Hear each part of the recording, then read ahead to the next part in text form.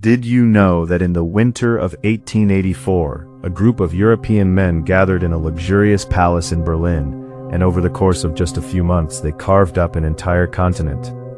No war was declared, no shots were fired in that room. Just handshakes, treaties, and champagne toasts. And yet, what happened in that conference room would lead to the deaths of millions, the destruction of cultures, and conflicts that rage to this day. Here's the most shocking part.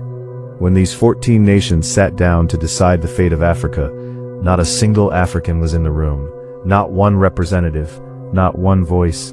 An entire continent, home to hundreds of millions of people, thousands of cultures, centuries of history, was treated like an unclaimed prize to be divided among strangers. This was the Berlin Conference of 1884 to 1885, and if you want to understand why Africa's borders look the way they do, why certain conflicts seem never-ending, why the legacy of colonialism still shapes our world, you need to know what really happened in that room. To understand the Berlin Conference, we need to rewind to 1880, when European control of Africa was limited. European traders had been on the coasts for centuries buying enslaved people, gold, ivory, but the vast interior of Africa was largely unknown to Europeans. Most European powers were content with their coastal forts and trading posts, but then everything changed.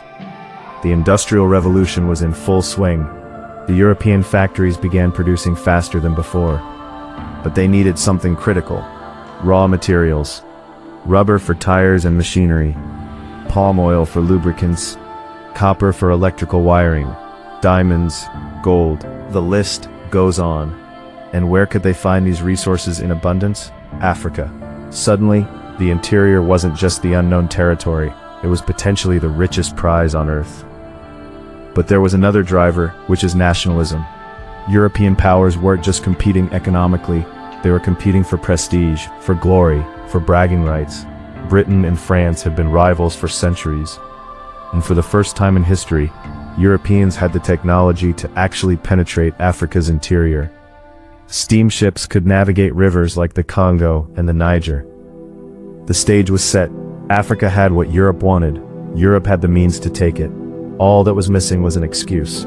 Enter one of history's most successful conmen, King Leopold II of Belgium. Leopold was the king of a small neutral country with no colonial empire, but he was obsessed with getting one. He'd tried to buy territories in Asia, to establish colonies in South America, all rejected. But then he set his sights on Central Africa, specifically the Congo Basin. Leopold hired an explorer, the famous Henry Morton Stanley, to establish trading posts along the Congo River and sign treaties with local chiefs. But here's the deception. Leopold presented this as a humanitarian mission. He founded the International African Association, claiming he wanted to bring civilization, end slavery, and promote free trade. All Leopold wanted was personal control, not for Belgium, but for himself. But his actions triggered alarm bells in London and Paris. If Belgium was making moves in Central Africa, what were other powers planning? Tensions started to rise. European powers were on the verge of going to war over Africa's land. Someone needed to step in and create rules before the competition turned bloody for Europeans and Africans. In November 1884, Otto von Bismarck, the Chancellor of the newly unified Germany, invited the great powers of Europe and the United States to Berlin, and the goal was to establish rules for colonizing Africa and to guarantee free trade on African rivers. From November 15, 1884, to February 26, 1885, representatives from 14 nations met in Berlin. Germany, Britain, France, Portugal, Spain, Italy, Austria-Hungary, Belgium, Denmark, the Netherlands, Sweden, Norway, the Ottoman Empire, Russia, and the United States. It was like strangers breaking into your home while you're locked in chains outside your home. But to these European diplomats, Africa wasn't someone's home. I believe this it was what they literally called the magnificent African cake, something to be sliced up and served. And the atmosphere was described as civilized, polite. Records describe champagne receptions, formal dinners, cordial negotiations. Bismarck himself was the consummate host, charming, diplomatic, efficient. But make no mistake, beneath the gentlemanly facade, this was a ruthless negotiation. Every nation wanted the biggest slice. Every diplomat was angling for advantage. And the one thing they all agreed on was Africa was theirs for the taking. So what did they actually decide? What were the rules that came out of this conference? The most important principle was called effective occupation. Here's what it means.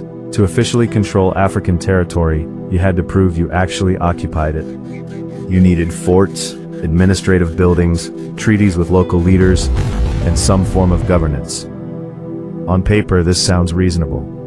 It was supposed to prevent conflicts between European powers. No more vague claims, no more overlapping territories, everything is neat and official. But in practice, this rule had the exact opposite effect. It triggered a frantic, desperate race. Because now every European power knows, if you don't occupy it fast, someone else will. Within just 3 decades from 1885 to 1914, European control of Africa went from about 10% to over 90%. Entire kingdoms conquered, vast territories seized, millions of people were brought under foreign rule. And here's the darkest irony. The men drawing these borders had never even visited most of the places they were dividing. They didn't know the languages, they didn't know the cultures. They didn't even know which ethnic groups lived where, which communities had been rivals for generations, and which territories were sacred. Look at Africa's borders today. You see those straight lines? Those aren't natural. Those aren't based on culture or history. Those are the scars of Berlin. And African people resisted fiercely. The Zulu fought. The Ethiopians fought and won at Adwa, one of the few African victories. The Herero and Nama resisted in German Southwest Africa. Dozens of wars, hundreds of battles in Southwest Africa. But the technological gap was too vast. Spears and shields against Maxim guns. Traditional armies against modern artillery. Remember Leopold? The king who started this whole mess with his supposed humanitarian mission? The Berlin Conference gave him exactly what he wanted. Personal control over the Congo Basin, an area 76 times the size of Belgium. Not controlled by the Belgian government. Controlled by him personally. His private property. What followed was one of the worst atrocities in human history. Leopold turned the Congo into a forced labor camp. His agents demanded rubber quotas from villages. If you didn't meet your quota, they would punish you. How? By cutting off hands. Women and children were taken hostage to force men to work. Villages that resisted were burned. People were worked to death. Historians estimate that between 10 and 15 million Congolese people died under Leopold's rule. Half the population. Gone.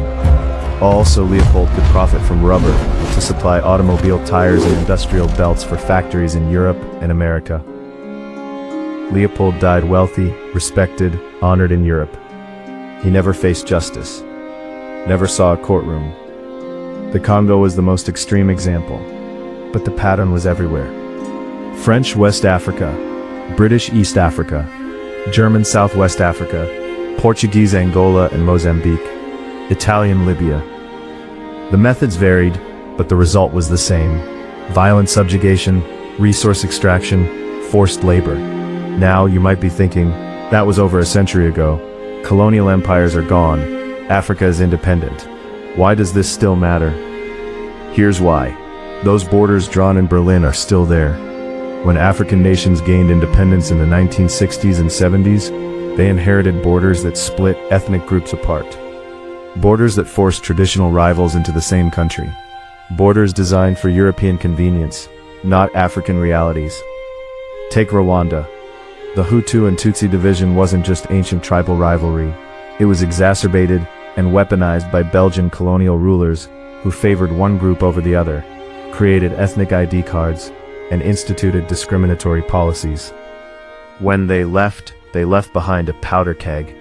And in 1994, it exploded into genocide. 800,000 people killed in 100 days.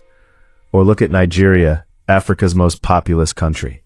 The British combined over 300 ethnic groups, speaking over 500 languages, with completely different religions and cultures, into one colony. Not because it made sense, but because it was administratively convenient. Today, Nigeria struggles with conflicts between North and South, Christians and Muslims, different ethnic factions, conflicts rooted in artificial unity imposed by colonizers. And then there's the economic legacy.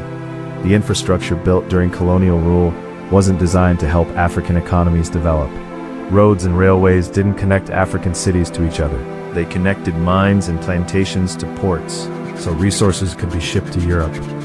This pattern of exporting raw materials, importing finished products, continued after independence.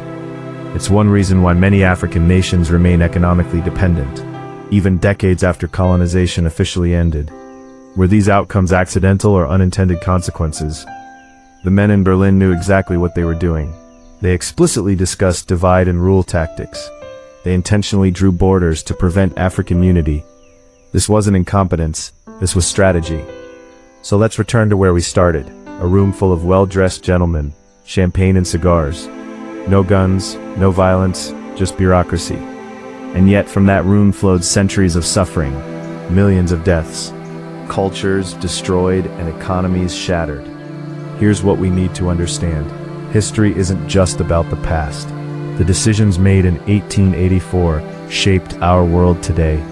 When we see conflict in Africa, when we see poverty or instability, we can't pretend these problems appeared out of nowhere. They have roots, and those roots run directly back to European imperialism. But this isn't a story of victimhood. African people resisted, and they're still reclaiming their narrative today. Economic systems are being reimagined. The legacies of colonialism are being confronted head-on. The men in this room thought they could divide a continent with impunity. They thought their decisions would stand forever.